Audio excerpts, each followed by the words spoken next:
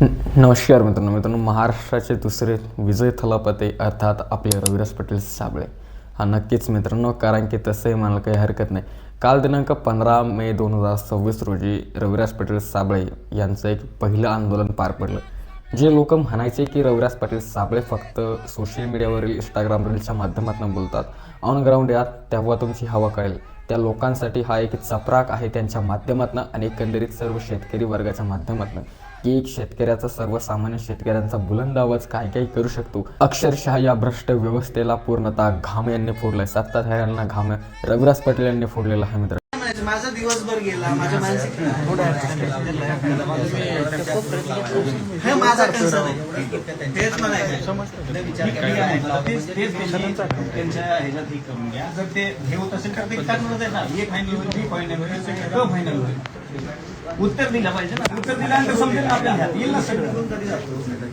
निघून जाणार आहे. आजपर्यंत ज्या ज्या लोकांनी शेतकरी नेते म्हणून पुढाकार घेतला होता आणि शेतकऱ्यांच्या नावाने शेतकरी आंदोलन केले होते, ते सर्व काही लोक त्यांनी गद्दारी इथे केलेली आहे. आता त्यांचे ज्वलंत उदाहरण भरपूर आहे, परंतु जर कधी नाव घ्यायचं तर ते पण इथं योग्य नाही, कारण की आपण कोणाचे नाव घेणार नाही. परंतु तुम्हाला सर्व काही माहिती सांगायची कोणालाही गरज नाही. परंतु रविराज पाटील साबळे हे असं एकमेव व्यक्तिमत्व आहे की जे शेतकऱ्यांसाठी जे आहे की एक बुलंद आवाज म्हणून निस्वार्थपणे लढू लागले, निर्भीडपणे लढू लागले. कालचं आंदोलन करण्याचा त्यांचा काय उद्देश होता, कशामुळे त्यांनी आंदोलन केलं, थोडक्यात समजून सांगतो आणि समजून घेऊया. तर मित्रांनो, आपण सर्वांना माहिती आहे की रविराज पाटील साबळे हे कायमस्वरूपी एक आक्रमक भूमिका घेऊन आपल्या इंस्टाग्राम अकाउंटच्या सोशल मीडिया हँडलवरून ते बोलत असतात. त्याच प्रकारे त्यांनी मागील काही काळामध्ये, मागील काही दिवसापूर्वी जे आहे की राज्याचे महसूल मंत्री चंद्रशेखर बावनकुळे यांच्यावरती त्यांनी भरपूर सारे व्हिडिओज केले होते. त्यांच्यावरती त्यांचे सर्व काही कारकिर्दीचे त्यांचे काय कारनामे त्यांनी बाहेर काढले होते. आणि तशाच प्रकारे एक बाबूराव बोत्रे नामक म्हणून एक महाशय आहे, एका साखर कारखान्याचा चेअरमन आहे, आणि त्याने त्या साखर कारखान्याचे, त्या बाबूराव बोत्रे चेअरमनने जे आहे की शेतकऱ्यांचे जे बिलं आहे, कारखान्यातील ऊस आणलेले ते बिलं थकवून ठेवलेले होते. त्यांच्या वेळेवरती त्यांचे पेमेंट केल्यामुळे शेतकऱ्यांनी रविराज पाटील साबळे यांच्याकडे धाव घेतली आणि त्याच्या माध्यमातून रविराज पाटील साबळे यांनी शेतकऱ्याच्या सर्व काही भावना समजावून घेतल्या. कशा पद्धतीने शेतकऱ्यांना लुटण्याचं काम हे बाबूराव बोत्रे यांच्या माध्यमातून चालू आहे.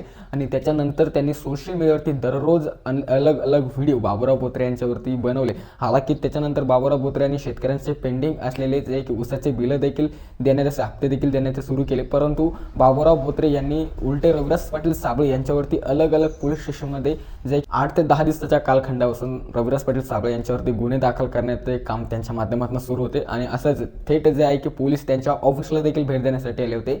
रविराज पाटील साबळे एकच गुन्हा, एकच FIR तब्बल 17+ पोलीस स्टेशनमध्ये त्यांच्या नावाने दाखल करण्यात आला होता.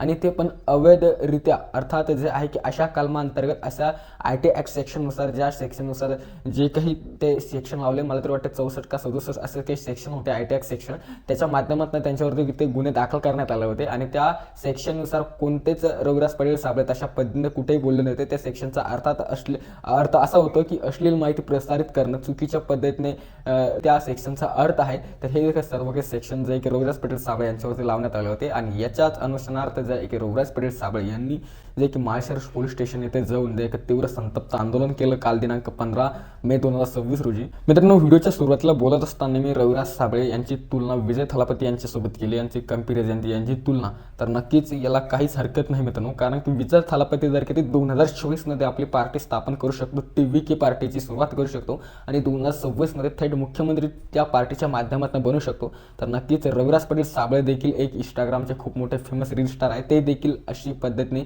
सर्व काही कार्यवाही पद्धती करून जे आहे की आपली सत्ता महाराष्ट्रामध्ये स्थापन नक्कीच करू शकतात. कारण की विजय थलापती एक चित्रपटसृष्टीतील एक जानामाना अभिनेता आहे.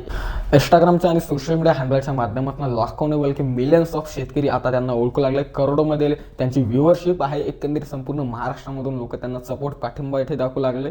नक्कीच मित्रांनो, विजय थलापतीसारखं जर कधी रविराज पाटील साबळे यांनी कायमस्वरूपी काम केलं तर नक्कीच एक ना एक दिवस तो नक्कीच असेल की महाराष्ट्राची सत्ता एका चांगल्या नेतृत्वाच्या हातात जाईल.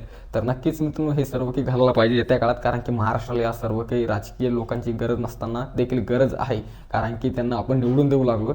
आणि मित्रांनो, आपल्या देखील चॅनलला तुम्ही सपोर्ट करत चला, अर्थात आपल्या चॅनलला सबस्क्राईब करत चला, लाईक करत चला, शेअर करत चला, कारण की येत्या काळातील देखील असलेच महत्त्वपूर्ण व्हिडिओ आपल्यासोबत आपल्याला इथे शेअर करणे.